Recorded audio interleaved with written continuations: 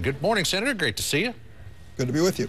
So you in the end voted against blocking the funds, though you did share the concerns of many of your colleagues. Why did you decide to vote against it, and what do you think about those concerns? Are they valid?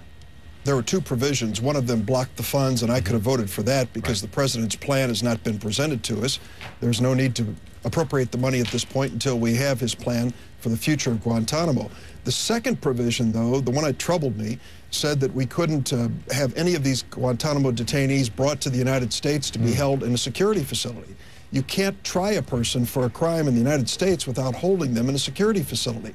So some of those who could be prosecuted, even successfully prosecuted, couldn't be prosecuted under the language of that amendment. So that puts you at odds then with the Senate leader, Harry Reid, who yesterday said he didn't want the transfer of any detainees to the United States.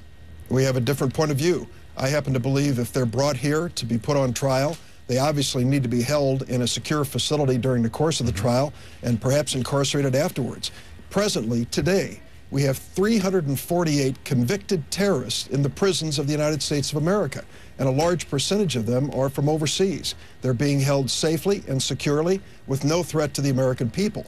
I do believe we have to look at the bottom line here. The president is right in saying Guantanamo is more than a detention facility. It's become a symbol. And sadly, it's become an organizing tool around the world for terrorism. Now, the sooner that we bring Guantanamo to a close, the better. Now, yesterday, before Congress, FBI Director Robert Mueller said that it could be problematic to have Guantanamo detainees in American prisons, that they may get involved in gang activity. They may even seek to recruit people to terrorism. Do you share those concerns? Well, we asked the FBI after that testimony if the director was saying that you couldn't safely hold a Guantanamo detainee in a supermax facility in the United States, and he said no, he didn't say that, and obviously he wouldn't. There's never been an escape from one of those facilities in the United States. As to whether or not anyone being held in a prison, whether it's a gangbanger from the streets of Chicago or New York, or someone involved in terrorism, might have a network of friends to be worried about, of course we should worry about them. But let's be very candid about this. Closing Guantanamo is putting an end to something which is causing problems across the world. The United States has an image from Guantanamo that is not helping us win friends and win allies in the war on terrorism. In terms of bringing detainees to American shores, putting them on American soil, there's also this idea that was illuminated by Pentagon officials yesterday that if the United States doesn't agree to take some of these prisoners, why would any other country around the world take them? Well, that's a very obvious point. This notion that somehow we'll take these dangerous detainees and ship them all over the world, but wouldn't consider putting them even in a supermax facility in the United States, may be a little hard to sell to our allies and friends. So, Senator Durbin, you said that you agree with the provision to not give the president the $80 million that he wants at the moment to close Guantanamo. He's going to make an appeal again today during this significant speech that he's giving at 10 o'clock this morning, a little after 10 o'clock, in which he'll again talk about the importance of closing Guantanamo. What do you want to hear from him today? Well, I think the president's going to start to lay out a plan. This is a complicated issue, and do remember that President Bush called for the closing of Guantanamo himself, but couldn't get the job done because it's extremely complicated.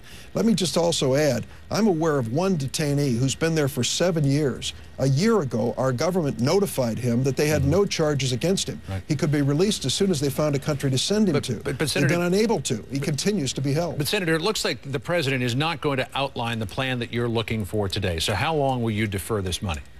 Well, I can tell you this money should be deferred through this fiscal year, which goes to October 1st. I think that's a reasonable thing to do. I want to give the president time to work through this carefully. I do believe at the end of the day that we'll see transition from the Guantanamo facility to a secure setting for detainees and the release of those for whom we have no charges and no suspicion. Will he be able to make that pledge of closing Guantanamo by January 22nd of 2010? I can't answer that. I really leave that in the hands of the president. It's a tough job he's been given, but he's inherited a lot of challenges. I know he'll handle this well. Senator Dick Durbin, it's great to catch up with you. Thanks for coming in this morning. Thank you, too.